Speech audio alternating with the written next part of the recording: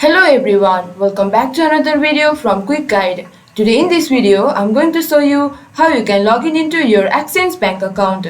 So follow some simple steps with me. First of all, open your web browser and in the search bar, type in axisbank.com. It will take you to the official website of Axis Bank, and over here you can see the login portal. Enter your account type and in the username section, enter the username of your account. And enter the password of your account over here.